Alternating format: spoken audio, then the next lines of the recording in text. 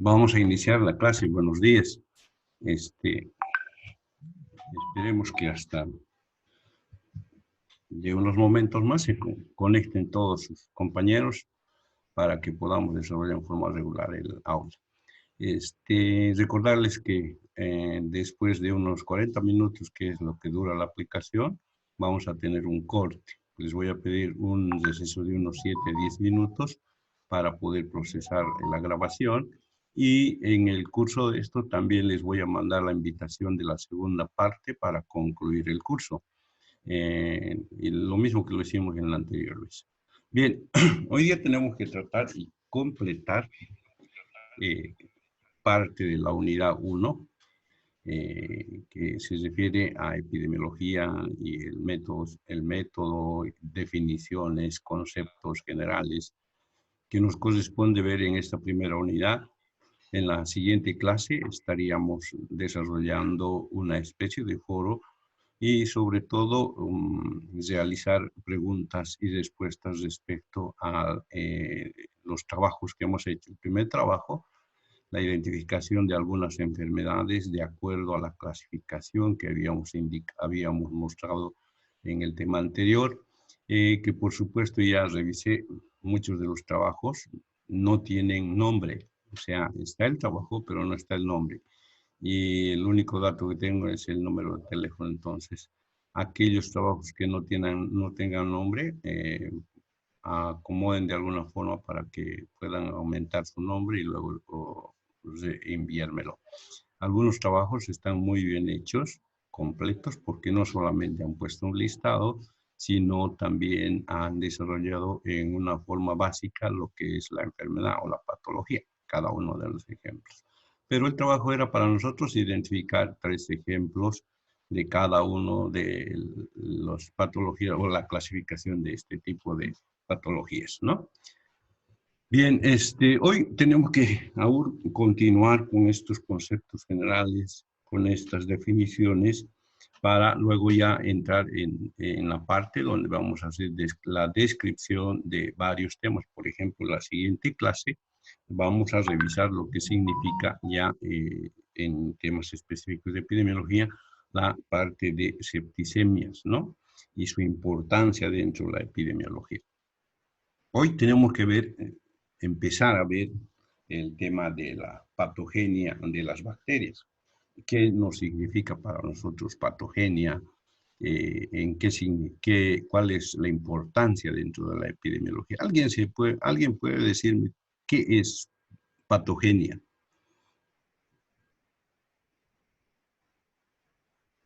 Hola, ¿están ahí? Sí, doutor. Eu creio que é a maneira de como inicia a enfermedade. Claro, eso quiere decir, genia viene de génesis, que quiere decir origen, ¿no? Entonces estamos hablando de eso, estamos hablando de una relación que existe entre el hombre y las bacterias que van a empezar a convivir, empezar a coexistir utilizando la una de la otra. Ahora, normalmente en otros términos podríamos llamarlo como la simbiosis, ¿no? La unión de dos tipos de especies que van a desarrollar una actividad y va a beneficiar a los dos. Y en algunos otros casos va a beneficiar solamente a uno de las especies. Cuando estamos hablando de la patogenia, estamos hablando, por ejemplo, de esto que nosotros le llamamos microbiota. ¿Saben lo que es la microbiota? Yo creo que sí, porque en ecología y salud han debido referirse a esto, ¿no? ¿A qué le llamamos microbiota?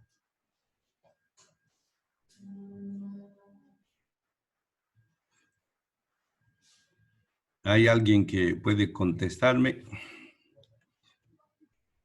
Bueno, la microbiota no es nada más que la presencia de otras microorganismos alojados en algún lugar. Por ejemplo, tenemos en el intestino, en el sistema digestivo, un grupo de microorganismos o bacterias que se conocen como la flora normal. La flora normal, que está compuesta por una serie de bacterias, está compuesto por una serie de microorganismos que pueden desde un punto de vista ser beneficiosos para el huésped, porque va, en el tema de los hombres va a ayudar a la digestión. O puede ser un parásito que solamente se va a beneficiar él utilizando la materia prima que consigue en estos órganos. Así es uno de los temas que en esto podemos referirnos es a las parasitosis, ¿no? Estas generalmente están aprovechando de la materia prima que existe en el lugar. Y también tenemos otras que están ahí, ¿no? Ni sin ofrecer ningún tipo de beneficio, ni para ellos ni para los otros, pero están esperando un momento oportuno en el cual estos sí podrán conseguir beneficios. Estamos hablando de esas bacterias o microorganismos que por esperar esa oportunidad se lo llama como microorganismos oportunistas. Entonces, cuando estamos hablando de bacterias, de patogenia bacterial, estamos hablando de estas tres situaciones a las que estamos indicando.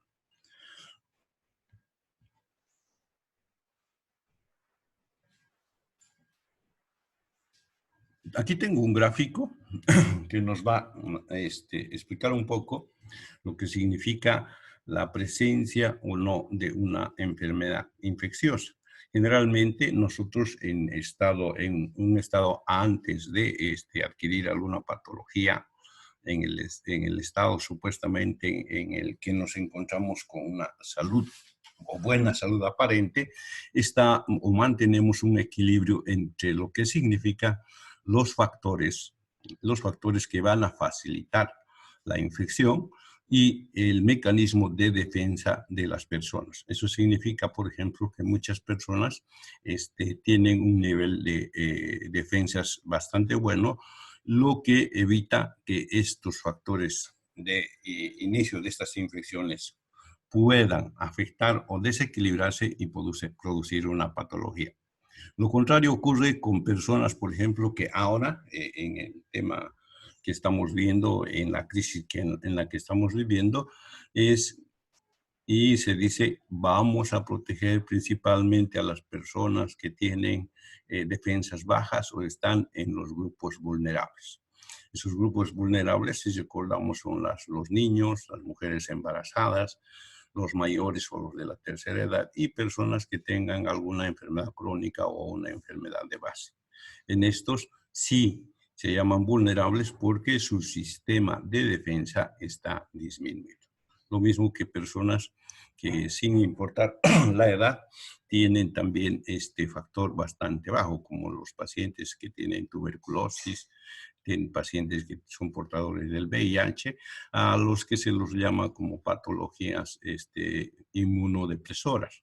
Entonces, en estas, la presencia de los factores que van a producir la infección o la virulencia de alguna de estas patologías ha de pesar mucho más, lo cual nos va a significar que va a haber un inicio, va a haber un proceso patológico o va a iniciarse un proceso. Entonces, un poco tendríamos que comparar con lo que hemos visto anteriormente. Y se significaba la presencia del triángulo ecológico, donde teníamos tres factores. Un factor que era el agente causal, el otro factor que era el medio ambiente y el otro factor que era el huésped. Habíamos dicho que el equilibrio entre estos tres no significaba una aparente salud buena para las personas y que la supremacía o el desequilibrio entre estos factores se conocía como el proceso de salud de enfermedad en sus tres fases, por supuesto, ¿no? Y que el desequilibrio por uno o por supremacía de cualquiera de esos factores, el agente o algún problema en el huésped o cambios en el medio ambiente, nos permitía o producían lo que nosotros lo conocemos como enfermedad. Entonces, este gráfico que tenemos acá nos va a, siempre que tengamos esta pregunta, nos va a recordar y orientar de qué es lo que sucede en esto que estamos hablando. Existen, atrás nos dicen que existen varios factores para ver que la infección de alguna patología sea grande o sea, avance bastante. Existen algunos factores como los que tenemos acá arriba, la colonización, la adhesión y la invasión, ¿no? Que las bacterias pueden utilizar estos mecanismos para adherirse y colonizar las diversas superficies corporales. Lo vamos a ver con un poco más de detalle a continuación. Estas son mecanismos que permiten a las bacterias de alguna manera mantenerse dentro del organismo de las personas y producir este proceso que se llama infección, ¿no? Además de producir patologías que en algunas ocasiones tienen unas consecuencias bastante graves, como el tema del actual del coronavirus, debido a su patogenicidad, debido a su virulencia, que son formas en las que actualmente se miden este tipo de patologías. Vayamos explicando uno por uno los factores de las infecciones o de la virulencia de las patologías. La colonización, su nombre lo dice todo, ¿no? Significa que un grupo de personas, un grupo de microorganismos, un grupo de parásitos se sitúan en un lugar para poder desarrollarse y poder producir algún tipo de producto. Nosotros sabemos que en las personas, por ejemplo, tenemos una protección, podríamos llamar así, de primera línea, que es nuestra piel. Nuestras mucosas, sobre todo la piel y mucosas que estén intactas, generalmente van a significar que son una barrera muy eficaz contra la invasión de bacterias que pueden producirnos estas infecciones. No solamente bacterias, sino otro tipo de sustancias ajenas al organismo no pueden atravesar esta para ingresar al organismo. Entonces, lo que ocurre generalmente es que algunas de estas bacterias lo que hacen es empezar a colonizar las áreas peripuerta de entrada, o sea, podríamos decir en las áreas próximas o vecinas a las posibles puertas de entrada.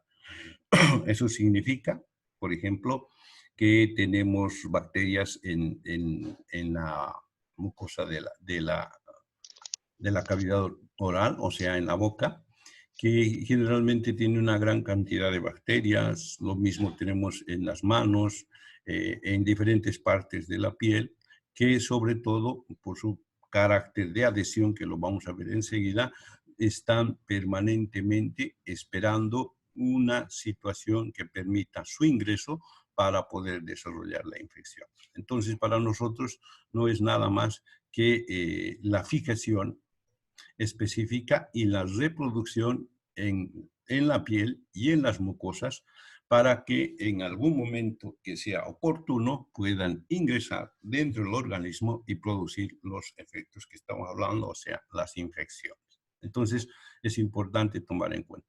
Es una de los hechos epidemiológicos que nos permite conocimiento que nos permite tomar algunas medidas de prevención.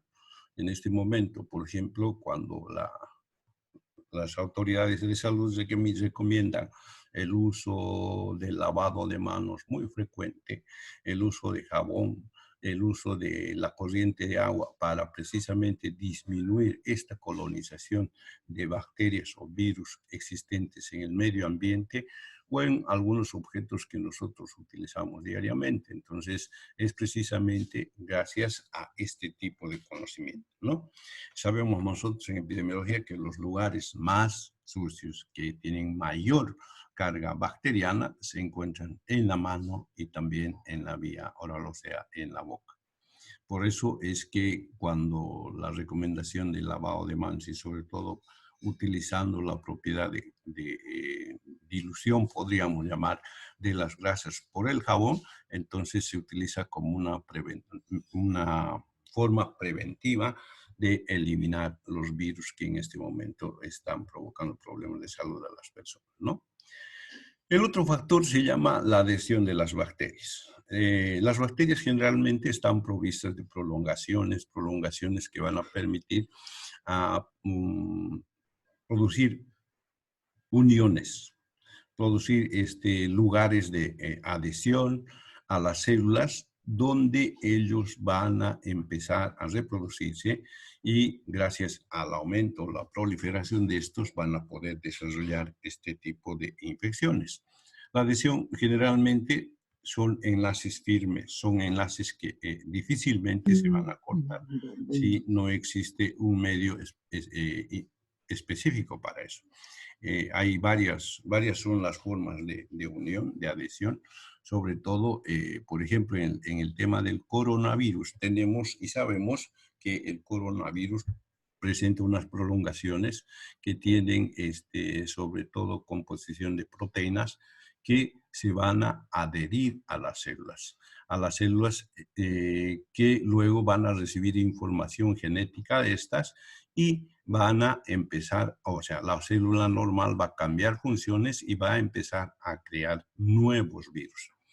La proliferación de estos virus va a hacer que en un momento esta célula estalle y deje otra cantidad de virus para ir a reproducirse usando la misma técnica de la adhesión. Entonces la adhesión no es nada más que un mecanismo de unión a las células para poder desarrollarse y proliferarse, además de empezar la invasión.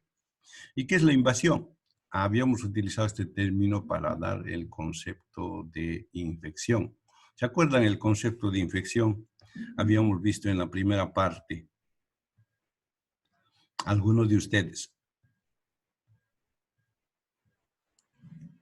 Sí, yo tengo como penetración, multiplicación e invasión de un agente infeccioso en el cuerpo sin que haya síntomas o signos de la enfermedad. Correcto, Giovanna. Esa corresponde a la primera etapa de una infección. O sea, la primera etapa, la prepatogénica o lo que nosotros le llamamos incubación, es un periodo donde el agente causal de una infección va a encontrar una puerta de entrada para luego empezar a reproducirse e invadir a los tejidos u otras células que van a provocar la infección, ¿no? Ese es el concepto. Acá tenemos escrito, dice que desde la puerta de entrada colonizada, unas pocas especies causan daño mediante las toxinas secretadas que actúan a distancia en otros tejidos, pero sin provocar invasión. El clásico ejemplo del proceso exclusivamente toxigénico es el Corynebacterium diphtheriae. Bueno, nos está indicando que la invasión no necesariamente requiere el ingreso de lo que hemos indicado hace un momento, de una bacteria y localizarse en diferentes áreas o tejidos del organismo para producir una patología, sino que solo desde un lugar, y nos ponen el ejemplo del Corynebacterium diphtheriae, que es una patología que producen sobre todo membranas en la parte de las vías altas respiratorias, no requieren de que estos vayan o lleguen a vías respiratorias más bajas, ¿no? Sino que la secreción de toxígenas, de sustancias tóxicas, van y a través de la pared de las mucosas van y afectan a las células. Tienen un carácter de provocar daño, lo cual va a hacer también que en estos lugares se produzca la sintomatología que se produce por la presencia de esta en las vías altas.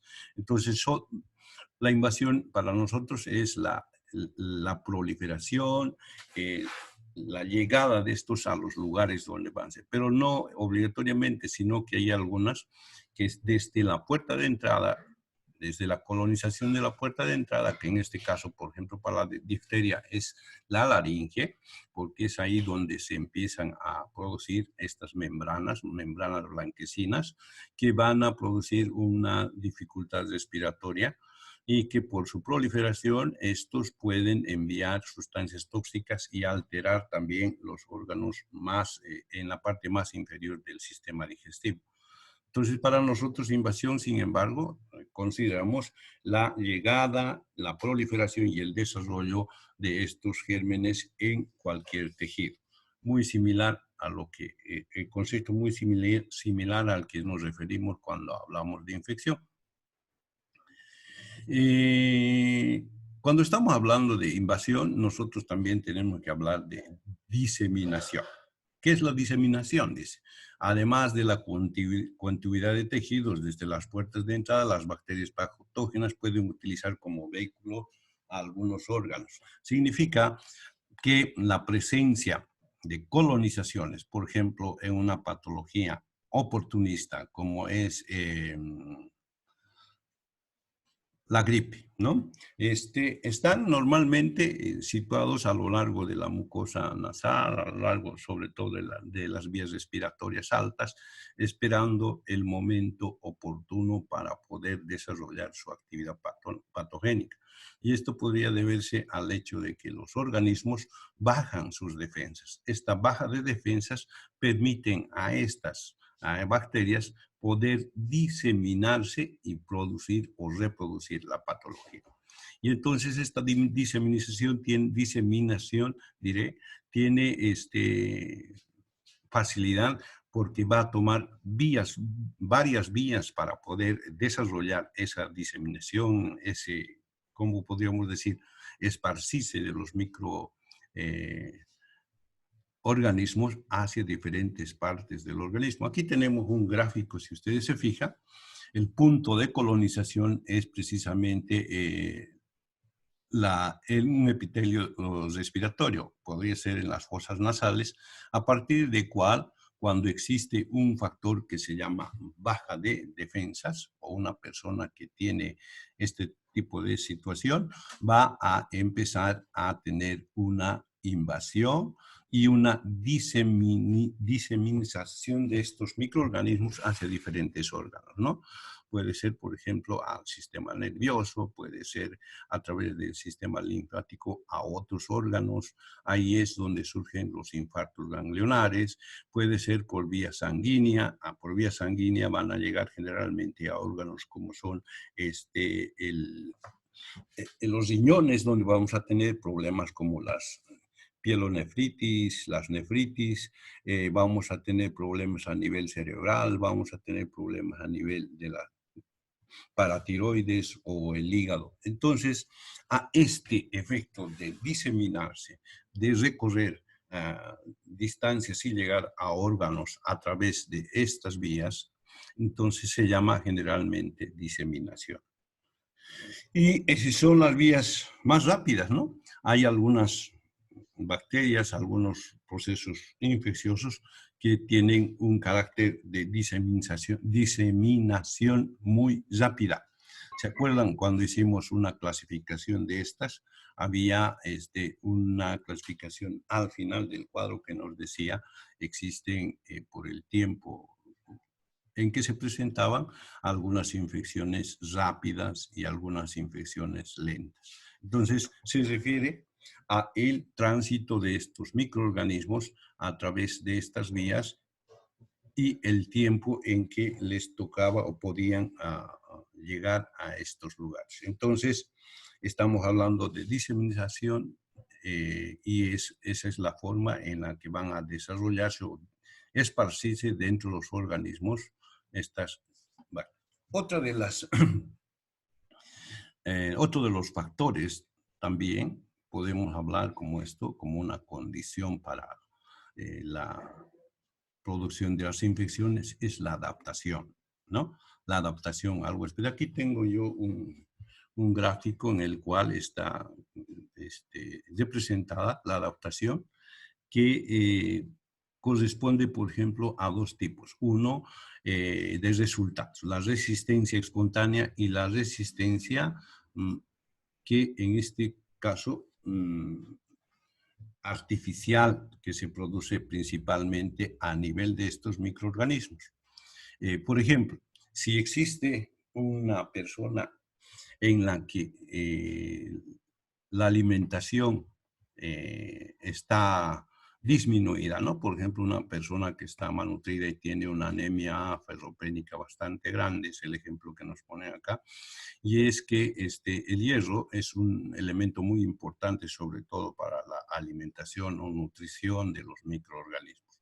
Cuando estas no existen, estas se adaptan a las condiciones, hacen algunos cambios dentro de su organización y permiten su mantenimiento, ya sea en forma saprófita, en forma patogénica o en una forma en que les permita aún subsistir o mantenerse en el lugar donde están desarrollados. Algunos otros temas de la adaptación también son los cambios y las mutaciones, por ejemplo, que ocurren en los virus. Tenemos con esta propiedad al virus del VIH, que tiene una propiedad muy grande de cambios. En los últimos estudios que hemos visto, por lo menos en la información que existe, también este virus del coronavirus, del que estamos en este momento en emergencia, tiene esta propiedad, pero al parecer que no es tanto como la del VIH. Entonces, a este proceso de acomodarse, a este proceso de adaptarse al medio en el que van a subsistir, se llama adaptación. ¿Adaptación de quién? Del microorganismo que nos va a producir un proceso infeccioso. Y otro factor o otro concepto que tenemos que tomar en cuenta es la presencia de la actividad de estos microorganismos que van a producir diferentes daños en el organismo. Habíamos dicho que estos microorganismos pueden producir daño solo por la presencia, ¿no? La cantidad y la presencia de estos microorganismos puede significar un momento de daño debido a la destrucción o a la reacción del organismo con procesos inflamatorios que obligatoriamente van a terminar con daño a las células, la presencia. Otras que sí desarrollan actividad directa y destrucción de las células, como ocurre con el coronavirus, que para que ésta se pueda reproducir necesita obligatoriamente de una célula viva y que después de su división o su reproducción dentro de la célula, para liberarse, tiene que destruir. Generalmente estas células ya no se pueden regenerar, sino es una pérdida permanente. El otro tipo de daño es precisamente por la presencia de sustancias tóxicas, ¿no? Un ejemplo de este tipo de patologías, por ejemplo, podemos hablar de, ¿cómo se llama esa infección que utiliza a los felinos, a los gatos, como vector para producir sobre todo daño en mujeres que están embarazadas? ¿Alguien se acuerda? Toxoplasmosis. La toxoplasmosis, ¿no? En esta, el daño principal está debido a las toxinas que se producen. Entonces, vean, acá no es necesario la presencia en un órgano, sino la presencia de estas sustancias que nos van a provocar daños, cambios y muchos problemas, sobre todo en el huésped en el que se vayan a alojar. Entonces, estamos hablando de daño, estamos hablando de daño celular, estamos hablando del daño de las toxinas o sustancias que producen, o el daño que se produce por la presencia de estos en un órgano o en un área del organismo donde van a desarrollar este problema. Bien, entonces, cuando estamos hablando nosotros de factores que facilitan la invasión, estamos hablando, habíamos dicho, de la adherencia, de la propiedad, de que las bacterias o los microorganismos se puedan pegar, sobre todo a células, para poder aprovechar, reproducirse, para alimentarse y sobre todo para iniciar la invasión en un órgano determinado, ¿no? Otro de los factores son la resistencia a los antibióticos, que habíamos dicho que es una resistencia natural en algunos casos, y en los otros es una resistencia artificial. La resistencia se refiere al hecho de que algunas bacterias ya tienen información genética, ya han reconocido a un antibiótico o una sustancia que puede producir su eliminación, y que ya ha adquirido la característica de acostumbrarse, de resistir a este producto. Eso es lo que ha ocurrido, por ejemplo, con la penicilina. La penicilina es un antibiótico que de principio, al inicio, era un antibiótico maravilloso que podía resolver muchos problemas de cualquier tipo, ¿no? Hoy y la penicilina está restringido a algunas patologías y se ha restringido también porque muchas de estas bacterias productoras de patología se las han hecho resistentes, o sea, han podido captar su información, reconocer, producir defensas y actualmente son resistentes. Hay una prueba en laboratorio que se utiliza para ver si un microorganismo es resistente a un antibiótico. ¿Se acuerdan cómo se llama?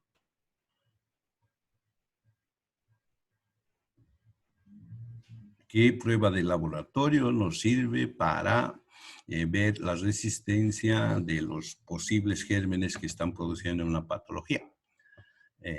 Muy frecuentemente se utiliza sobre todo, por ejemplo, en enfermedades crónicas, en enfermedades en las que se hace tratamiento por bastante tiempo.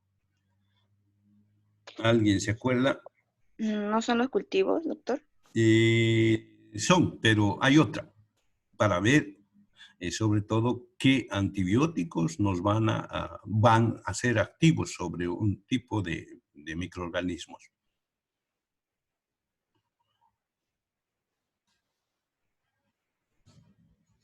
Antibióticos. Antibiograma. ¿Han escuchado hablar del antibiograma? Sí, porque ya han hecho microbiología, ¿no? Entonces, el antibiograma es nada más que una prueba en la que vamos a someter a las bacterias o a los microorganismos en estudio a varios tipos de bacterias. Estas bacterias van a ser sometidas, por ejemplo, a varios tipos de antibióticos y el desarrollo o no el desarrollo nos va a significar o nos va a identificar la resistencia o la sensibilidad de estas al antibiótico. Esta prueba se llama ¿qué hemos dicho? Antibiograma. Antibiograma, ¿no? Entonces, el antibiograma es este tipo de prueba que nos va a identificar esta resistencia.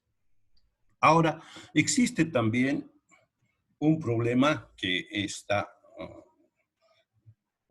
favoreciendo a este tipo de bacterias y que se llama baja de defensas. Nosotros le llamamos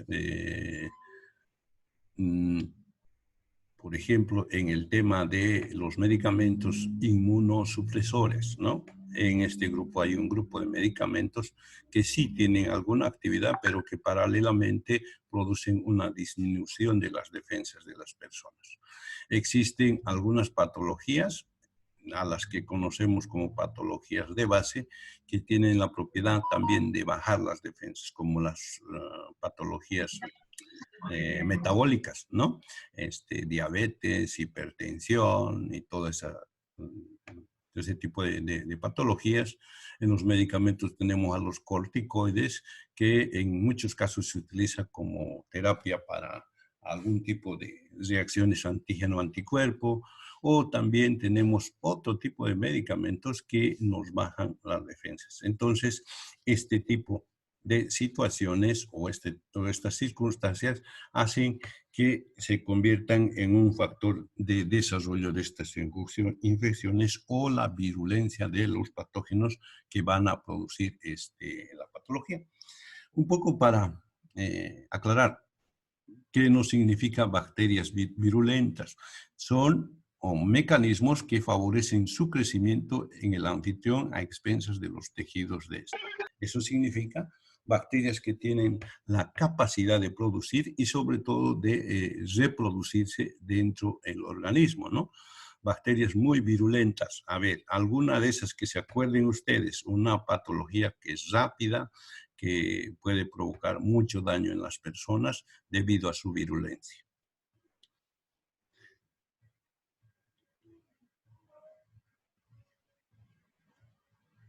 ¿Conocen la salmonelosis?